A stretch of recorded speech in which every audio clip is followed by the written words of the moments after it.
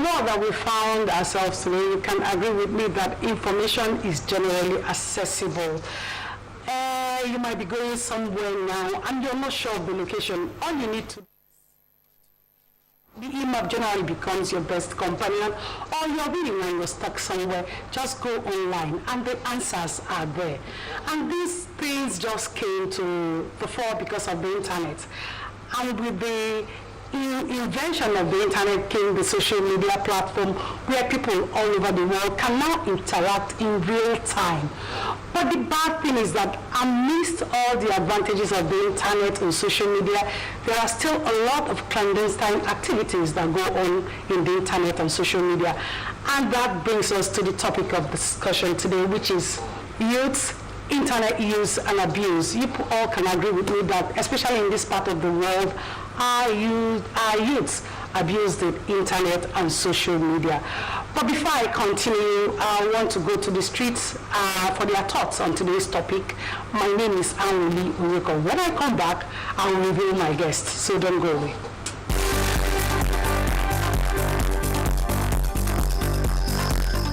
Say that internet is a curse, because trust me, internet can never, ever be a curse. Internet is a reality, because without the internet, we miss out on a lot of things. I mean, I can imagine myself living in the 80s and the 70s, and trust me, I am glad I am born in this age at this time, because I get to know what is happening around the world, what is happening everywhere, really. It can be a cause depending on how you do it. Yeah. There are people that go to the internet, what you get to do, it can be a cost to you. So it all depends on the mindset.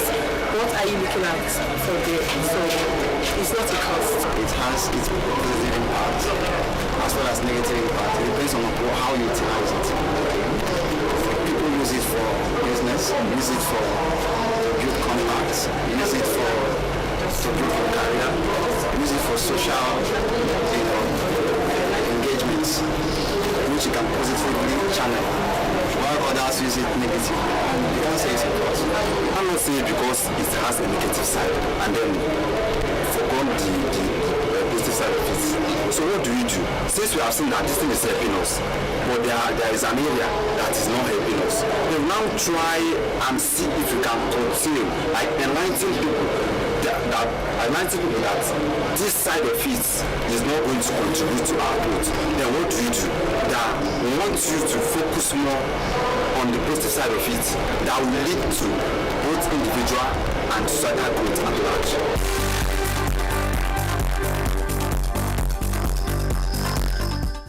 Welcome back. Like I told you earlier that when I return, I'll reveal my guests. So it's time for me to reveal them. Saying on my left is Mona Chijoke. Mona Chijoke is a student of one of the Nigerian universities. Mona, glad that you're here in a program. Glad to be here. It's a pleasure to meet you. All right, thank you very much. And I equally have Emmanuel Ilo. Emmanuel is a civil servant with one of the parastatals in Enugu State. Emmanuel, glad to be here. Thank you for having me. Take two, glad that you're here. Thank you for having me. Talk well. Thank you for having me. You have It's to my speak. pleasure. All right, thank you very much. Now let's go into the main activity of the day. First off, Mona, I want to start with you. You're a youth and you're in the university. That means you're very, very vibrant. Most times when I sit back, I think that the Nigerian youths are overly mentally dependent on the internet. Do you think that the Nigerian youths are overly mentally dependent on the internet? Overly mentally dependent. Overly. Mentally dependent, yes. We are born in this generation where the internet grew with us. So we are used to having it as our right-hand companion. I would say it's to our advantage because we are better at it. We use it to our own good. I wouldn't say overly dependent, yes, but not overly. All right, thank you very much. Mona said that the youths are not overly mentally dependent on the internet. Emmanuel, do you have a contrary opinion? What do you think about this? Yes, I have a contrary opinion. Okay. I think that the use of today, we are mentally over-dependent on the internet. Okay, now you believe that the youth I believe the youths are overly mentally dependent. Yes. Okay. It's when you said your points, Mona differs with you, but let's further ahead. Looking around us, you can see in primary school now, you see kids using phones, even Android phones at that. At what point do you think is right for parents to give their kids phone, for them to have access to internet and social media? Emmanuel. Okay, I think from the age of 16 is suitable. It's a suitable age where a child can, control his emotion, have, let's say, 80%, 100% control of his thoughts. If you look at what's happening these days now, you see a kid of 10 years and upwards using a phone. It's not mentally okay. I don't think that the kid can actually handle the content he or she is seeing on the phone. All right. Emmanuel is saying for him that it's better, he thinks that it's better to make kids have access to phone and internet, maybe as from 16, that's probably when they are done with their secondary school education. So Mona, what time do you think is right for youths and teens to have access to phones and the internet? I will try to support him here because I feel like we should use the secondary school as a guideline. I feel like when you're done with secondary school, you're mentally mature enough to actually be able to face the internet. You're ready to face the consequences of the things you post online. I feel like that would be the right time for him. Yeah. Okay. So when, take for instance a child, because some people will tell you that, okay, their kids go to school, they need to give them phones so that they'll be able to communicate with them, talk with their teachers. So what do you say about such parents and their kids? I say no problem. There are a lot of phones that come without internet access. You will still be able to talk to your child. If it's a security measure, sure, that's nice, that's smart. Give them a phone that is not connected to the internet. If your child wants to go on the internet, they should be there with parental guidelines, You should be there. Parental guidelines. And with all the pressures that comes with being a parent in Nigeria, how many parents do you think are ready, that have the time to stay with their kids and monitor their internet? I think the parents needs to do a lot on this now. Okay. Because we need to monitor what our kids are using their phones for, what they are viewing, what they are posting online, the content they are reading. Okay. I think the parents needs to do a lot on that. Okay. So as to reduce this mess that social media and internet is bringing these days. All right. On the negative part of it. All right, thank you. I'm still on you, Emmanuel. You can agree with me that internet can be used to do a lot of things. Yes, exactly. But unfortunately, from my own side, I don't feel that, especially youths in Nigeria, that they channel their energy towards the right side of the internet. Take, for instance, education. Do you think that the youths are using the internet to enhance their education, to project themselves forward? Yes, to some extent. Some use it for educational research, googling and searching for informations, doing the assignments in school. Okay. And even going further for what lecturers taught them in school. Okay. But these days, the negative part, I think, is more than the positive part. Okay.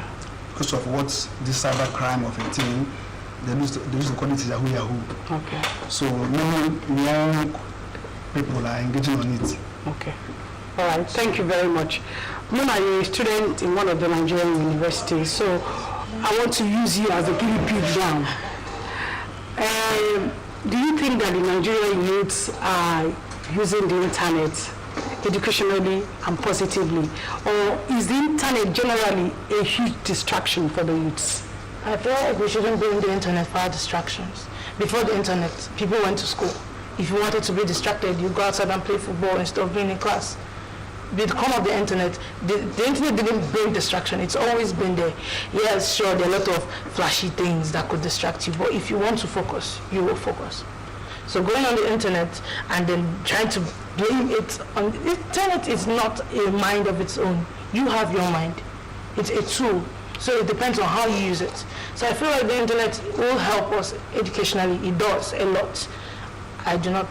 Sure there's. It does. What, like using you now, what do you do with your internet time? What do you do in school? What do you do with your internet time? I won't lie and say like, oh, all I do is read. Of course, there's the social media apps, there are the gaming apps. But then when a lecturer gives you an assignment and doesn't properly discuss on it or like explain it, you go on YouTube, you see step by step like definitions of what you need. You're done for. Your whole semester in 15 minutes. That is possible because of the internet. Okay. Okay. Let me agree with you here. Let me hope that the youth are doing what you're saying that they are doing. Okay. Emmanuel is a bigger youth now. At least he's working. So I'm sure he will not agree with you 100% in this thing you just said. Okay, now let's move forward. Most times we hear the youths constantly complaining about non-inclusion and relegation.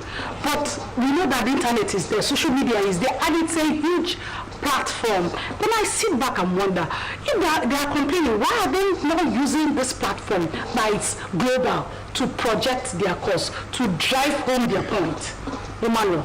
I think on this very case, there was a time we had what they call NSAS of this. So I think that was when we used our youth, we used the internet in a more positive way, because that protest alone is shook the whole world. We're demanding that these people should get off the street, they should stop harassing our youth, our innocent youth, they should stop intimidating our innocent youth. So I believe that is a good channel of the internet towards the positive energy. Okay, you've given the NSAS protest as a case in point, yes. But I think it's more than a year now, and it's like that they've gone to sleep again. So Mina, let's have your view. Do you think, why is it that the youths are not using the huge platform, that's the internet and social media, to drive home their points, because they're always complaining of non-inclusiveness, relegation, that the old ones are still there, and new people are always in the social media and using the internet.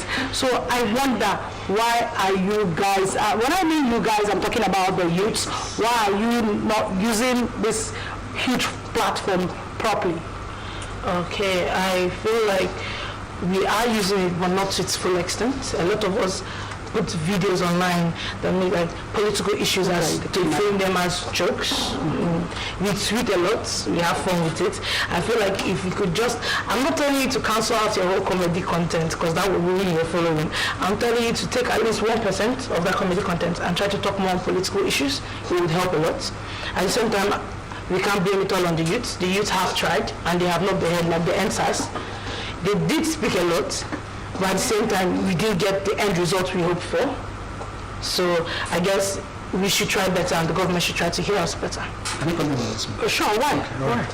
I believe the youths on this, the youths are doing somehow well to an extent, because some of my followers on Facebook, those people that I follow, they use this social media to drive home their demands. I read a lot about issues of governance, the bad government, the insecurities, and all these issues in the country. Youths are participating on that. They're talking more on that. So I believe the youths also, they're not left out entirely on using social media to tell the government this is what they need for them to do. So like this, and besides this, not too young to run bill, I think we have been using social media to promote it, and to some extent, some governors are queuing. Okay. You might say that people are using the social media to project your cause, to drive home your issues, but maybe if your 110% are the ones doing it, do you think it's a pass mark? Because most youths I see online are those ones that are ready to show off their, to be nude. I don't see them as being serious. When you throw up a serious topic to be discussed, most of them they go back. But bring out dancing or something that is everybody will be out there. It's because the percentage of the people that are using it on this very issue now, they are less than people that are using it just for fun, to do comedy stuff, just to have fun on the internet.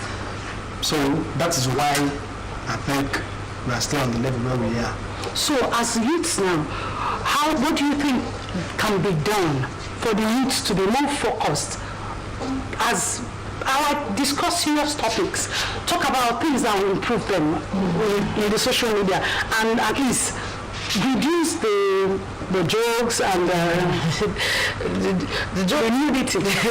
I don't want to talk about it, but talking about now the nudity. I don't know what to do about the nudity, but the jokes are kind of the way the youths cope with the stress in this country. If you don't laugh, you will die. Nigeria will kill you. So you have to understand that it's a coping mechanism. And that's why I spoke about the 1%. If all those influencers, as they are termed, take out 1% of their videos, time, content. Who are the influencers? Sorry to cut you short. Who are the influencers? These are people that we consider trendsetters. You go online, it's quite easy nowadays. You do something people haven't seen, or something they think, they term cool, acceptable. And if you can keep up with the trends, you are deemed an influencer. Your following grows, your videos get more views. So after a while, you begin to influence other people. They're trying to cut you. And what do they do that make their following grow? I bet you they don't discuss serious topics. What do they do that make people follow them? The social media was made as an entertainment route. Okay. So it is normal that it's not exactly always important business that is being discussed. It's expected.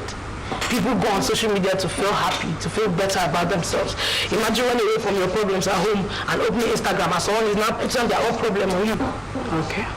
So this is why they do this fun things, the nudity, because it's popular nowadays, and that kind of thing.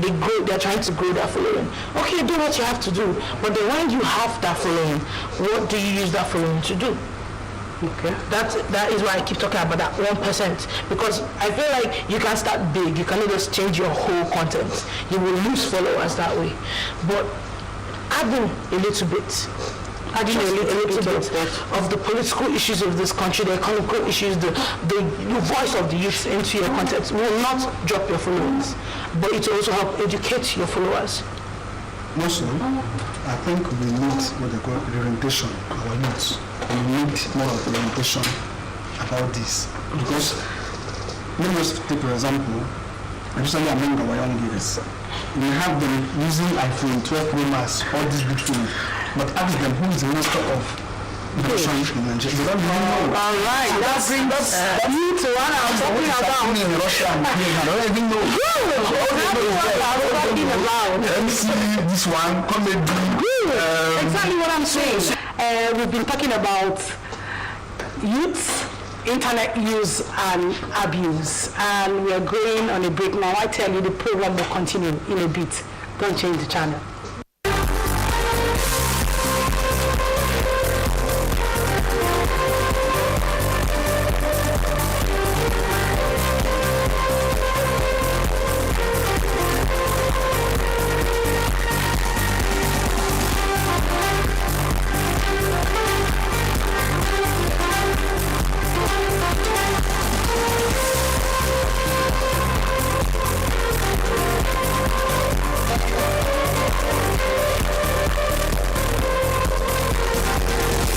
Welcome back. I still have my guest in the studio. I still have Mona Chijoke, who is a student of one of the Nigerian universities. I equally have Emmanuel Ilo, who works as a civil servant in Enugu State. And before we went on break, we've been talking about youths, internet use and abuse, and it's been a huge discussion. In fact, they've been dragging me left, right, and center, but we're still here and we're still moving forward. Emmanuel, so how do we get ourselves out of this mess of social media and its negatives, the internet, social media, and all the negativities that it comes with, so that we focus more on the positives. What's your last word? How do we move forward? We have, like I said before, we have to have what they call orientation on the use of internet. Let us make a good use of the internet. Let us, even if there's a program that we can organize by some ministers of information, let us teach our youths how to make a positive use of the internet, how to portray a positive image about ourselves via the internet, so that we will see even our other countries will recognize us as a good citizen, as a great people that we are. I believe that Nigeria is a great nation and we are good people. All right, thank you very much. Mona, what's your last word? How do we get ourselves out of the mess of the negativities of the internet and its wahala? Okay, this one is for the viewers. It all boils down to you. It's you. Do you make yourself better? You know what you could use the internet for? Do it. Positive, think positive, because as much as we are influenced by other people, it's you that's been influenced. They are just people swaying you. Stand strong, be your own person. If you decide you use the internet for better things, done. I'm trying to tell people that if every one of us tries to be a better person, somehow it will cause a chain reaction and everybody will be better for it. So as much as you want to talk to this person to do better and talk to that person to do better and tell people to help us, at the end, you will help yourself first. God helps those who help themselves. So think about your own mental health. Think about yourself. Think about how you could be positive on the internet and to spread out. All right, thank you guys. Thanks for all your opinions on today's topic, youth's internet use and abuse. And from my own part, it's obvious that the internet has conquered the space and time. In fact, if you're in Nigeria, it feels that you can talk with somebody in America, in Asia, and interact in real time.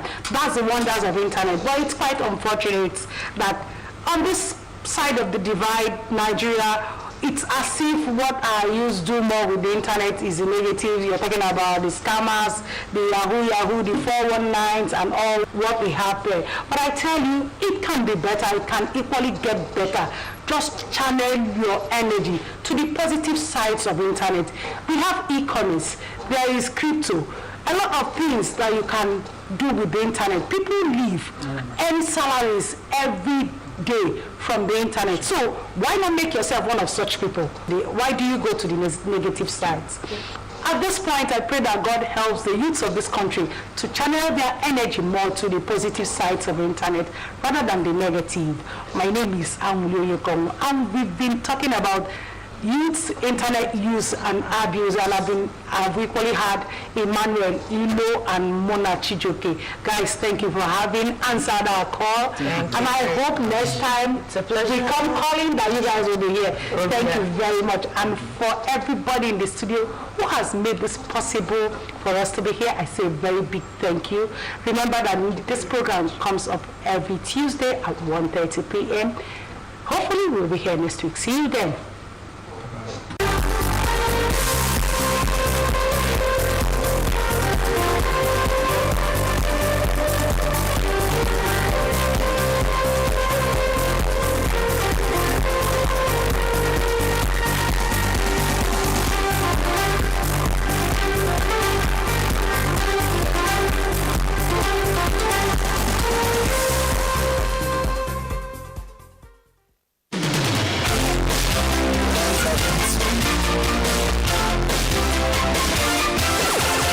NTA Parliament is a dedicated 24-hour channel that broadcasts activities of the Nigerian Senate